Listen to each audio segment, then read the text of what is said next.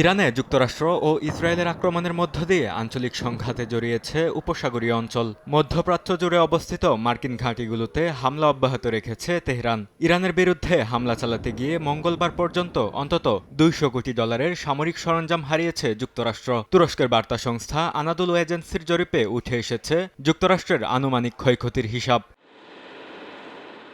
হামলায় সবচেয়ে বেশি ক্ষতিগ্রস্ত হয়েছে কাতারের আল উদেইদ বিমান ঘাঁটি। সেখানে থাকা যুক্তরাষ্ট্রের আর্লি ওয়ার্নিং রাডার সিস্টেম আঘাতপ্রাপ্ত হয়, যার বাজার মূল্য অন্তত $1.1 বিলিয়ন। কাতার নিশ্চিত করেছে ক্ষেপণাস্ত্র হামলায় রাডারটির ব্যাপক ক্ষতি হয়েছে। কুয়েতের আকাশ প্রতিরক্ষা ব্যবস্থার ফ্রেন্ডলি ফায়ার বা ভুলবশত গুলি ছোড়ার ঘটনায় 3টি F-15 স্ট্রাইকিং ঈগল যুদ্ধবিমান ধ্বংস হয়। 6 পাইলট প্রাণে বেঁচে গেলেও বিমানগুলো ধ্বংস হয়েছে, যার ব্যয় ধরা হয়েছে অন্তত $282 মিলিয়ন।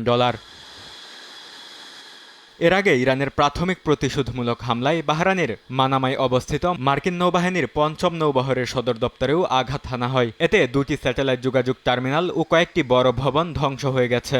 ওপেন সোর্স গোয়েন্দা প্রতিবেদনের ভিত্তিতে লক্ষ্যবস্তু করা টার্মিনালগুলোর স্থাপন ও মোতায়েন ব্যয় সহ প্রতিটির মূল্য আনুমানিক $20 মিলিয়ন।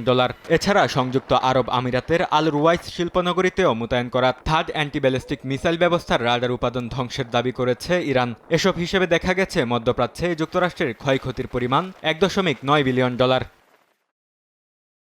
সামরিক ঘাঁটির পাশাপাশি সৌদি আরব, কুয়েত ও সংযুক্ত আরব আমিরাতে মার্কিন কূটনৈতিক মিশনও হামলার লক্ষ্যবস্তু হয়েছে। সৌদি আরবের রিয়াদে অবস্থিত মার্কিন দূতাবাসে 2টি ড্রোন আঘাত হানে। কুয়েত সিটিতে অবস্থিত মার্কিন দূতাবাস ড্রোন ও ক্ষেপণাস্ত্র হামলার শিকার হয়। সংযুক্ত আরব আমিরাতের দুবাইয়ে অবস্থিত মার্কিন কনসুলেট জেনারেল ভবনের পার্কিং লটে সন্দেহভাজন ইরানি ড্রোন আঘাত হানে। ক্ষয়ক্ষতির পাশাপাশি নিজেদের সেনাও হারাচ্ছে যুক্তরাষ্ট্র।